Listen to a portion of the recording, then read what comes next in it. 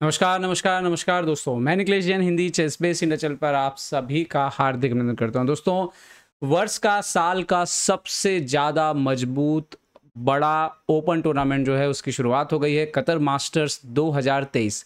और अगर आप इसका लाइनअप सुनेंगे तो आपको ऐसा लगेगा कहीं फीडे ग्रैंड स्विस या फीडे विश्व कप तो नहीं हो रहा है। दरअसल विश्व चैंपियन मैग्नस कार्लसन, नाकामुरा समेत, गुकेश समेत दुनिया के काफ़ी सारे दिग्गज खिलाड़ी इसमें खेल रहे हैं। भारत से गुकेश हैं, अर्जुन हैं और उसके अलावा जो है इस टूर्नामेंट में 2700 के कई महत्वपूर्ण खिलाड़ी जैसे परहम मकसूदलू खेल रहे हैं, अब्दुल सत्तर और नोदिर बेग खेल रहे हैं। तो एक बड़ी लाइनअप जो है इस टूर्नामेंट में खेल रही है इस समय। पहला राउंड अभी अभी जो है वो फिलहाल चल रहा है, कुछ परिणाम आ गए हैं जिसमें पहले बोर्ड पे भारत के श्री हरि एलआर को मौका मिला मैग्नस कार्लसन के सामने मुकाबला खेलने का। और श्री हरि ने इस मैच में क्या किया वो हम इस मैच में देखेंगे और कुछ सीखें जो है वो हम सीखने की कोशिश करेंगे, कुछ सीख लेंगे इससे।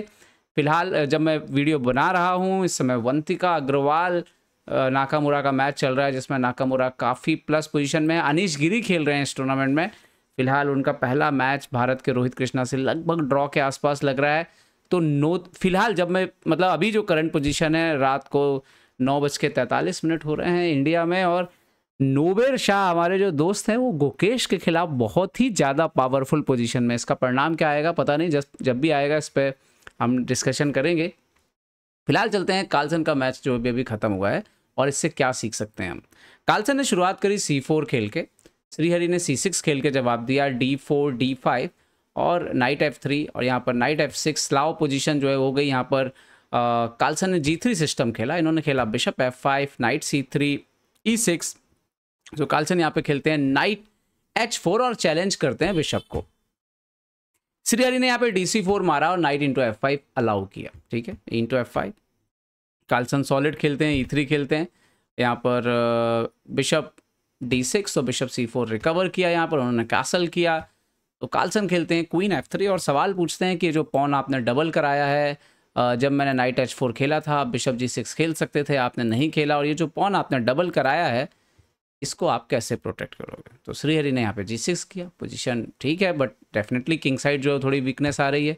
कार्लसन ने यहाँ पे H3 मूव खेला, जबकि H3 का आइडिया है G4 करना। क्वीन को E7 लेकर के आते हैं यहाँ पर श्रीहरि, और अब मैग्नस कार्लसन ने वहीं पे कैसल कर लिया। ओके, तो ये इंटरेस्टिंग था। मुझे लग रहा था कि यहाँ पे शायद वो कुछ और खेलें, लेकिन उन्होंने कैसल कर लिया यहाँ पे। और अब यहाँ पे श्रीहरि ने H5 किया। अब यहीं पे वो चीज़ है जो सीखने की है कि आप चाहे किसी के सामने भी खेल रहे हो, फिर तो आप वर्ल्ड चैंपियन के सामने खेल रहे हैं, तो पीस निकालना तो बनता है, पीस तो निकालना ही चाहिए। यहाँ पर डेफिनेटली वाइट जो है वो G4 करेगा ही करेगा, बट आप काउंटर प्ले कर सकते हैं bishop B5, B5, bishop D3, B4, थोड़ा सा डिस्टर्बेंस पैदा करने की कोशिश कर सकते हैं। एंड देन इवन F/G4 भी मार के खेला जा सकता है।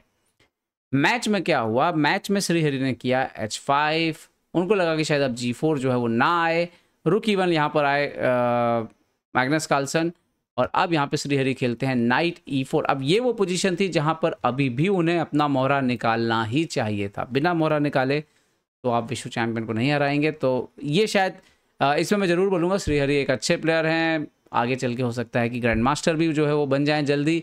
लेकिन अल्टीमेटली ये भी एक चीज़ हो सकती है कि वो विश्व चैंपियन से खेल रहे थे। मैग्नस कार्लसन से खेलना अपने आप में एक जो है एक अलग उपलब्धि है। तो इस नर्व्स भी पूरी तरह से कंट्रोल में आज होंगी कह नहीं सकता, लेकिन हाँ चूँकि मैच जो भी है हम उसके हिसाब से ही बात करें, चालों के हिसाब से।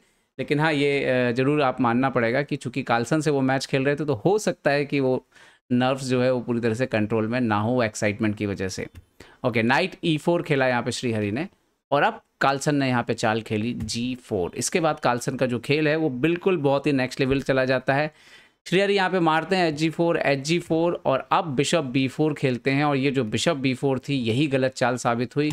सबसे पहले कार्लसन ने मारा यहाँ पर G/F5, इन्होंने खेला night C3, BC3, bishop C3, रुक मर रहा है कार्लसन का, लेकिन कार्लसन खेलते हैं शानदार चाल। आप अगर आप ढूंढ लें तो क्वीन G4। अब थ्रेट क्या है, आप यहाँ पे बिशप A1 अगर मारने के लिए जाएंगे तो queen G6, king H8, queen H6, king G8, उसके बाद F6 भी विनिंग है, उस पर भी कुछ नहीं कर सकते, आप क्वीन देना पड़ेगा।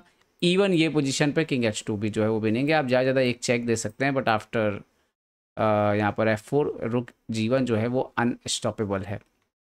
तो खैर मैच में क्या हुआ, मैच में क्वीन G4 पे जवाब दिया श्रीहरि ने किंग G7 खेल के।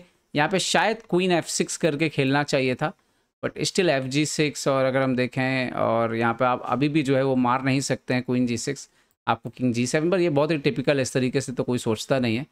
तो किंग G7 खेला उन्होंने, तो कार्लसन ने यहाँ पे एक और शानदार चाल खेली E4। उन्होंने बोला आप मेरा रुक ले लो, कोई दिक्कत नहीं है। श्रीहरि ने यहाँ पे रुक लिया, करते भी क्या, आप भी पीस निकाल सकते थे, बट वो गेम लॉस ही है।